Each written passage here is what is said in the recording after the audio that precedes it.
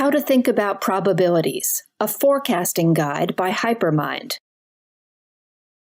In this lesson, you'll learn how to express a forecast as a probability, how to score a forecast's accuracy.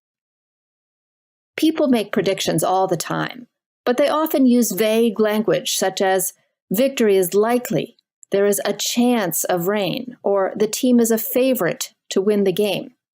Such predictions are quite useless unless they are properly quantified.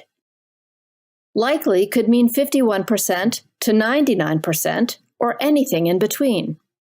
A chance of could mean 1% or 99% or anything in between.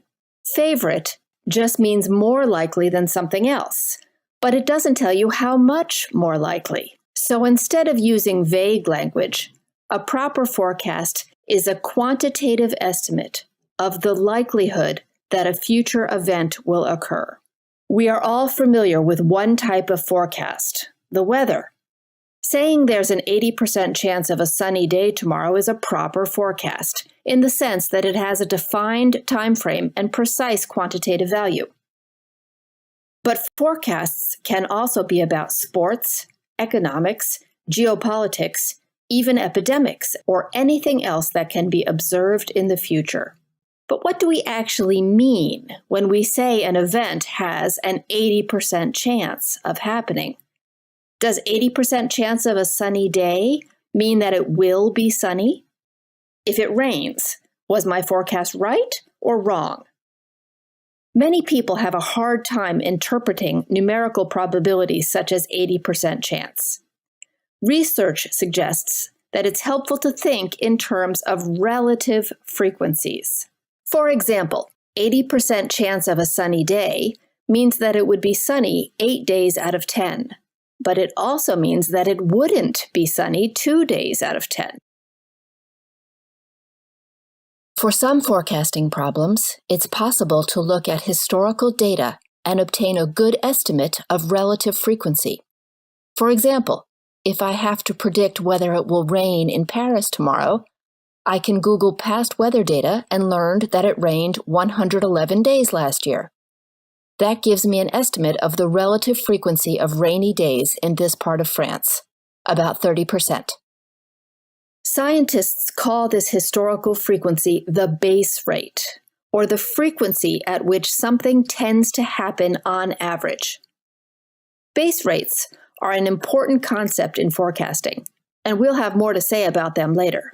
But first, a word on how not to think about probabilities. By default, most people treat probability as a dial with just 3 settings. 0%, not a chance. 100%, a sure thing. And 50-50, a complete toss-up. But research shows that the best forecasters tend to use a wide range of probabilities when making their forecasts. Good forecasters are able to distinguish between 50% and 45%, or between 69% and 75%, and so on. They distinguish the many degrees of probability, and so should you. So, what can we infer from a forecast that there is an 80% chance that it will be sunny tomorrow? For starters, it means there's a 20% chance that it won't be sunny. That's the thing about probabilities. For any set of mutually exclusive outcomes, for example, either it will be sunny tomorrow or it won't, the probabilities must always add up to 100%. Now suppose I forecast that there's an 80% chance that it will be sunny tomorrow, and then it rains. Was I wrong? Well, I could argue that I also predicted a 20% chance that it wouldn't be sunny. So wouldn't you agree that I was also a little bit right? Professional forecasters use an accuracy metric called the Brier score to measure the error or the degree of wrongness of a probability forecast. This chart shows you what the forecast error curve looks like depending on the probability you assigned to an event that eventually did happen. If you gave it 100% chances of happening, then your error is 0. However, if you gave it 0% chances of happening, then your error is 2. That's the maximum Brier score error. So the more chances you gave the event of occurring, the smaller your error is. The mirror curve plots your score in case the event doesn't happen. The error is then highest if you gave 100% chances to a non-occurring event.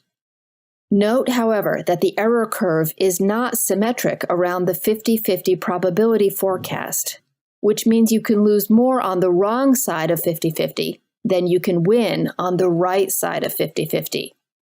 This is meant to penalize overconfidence while rewarding humility.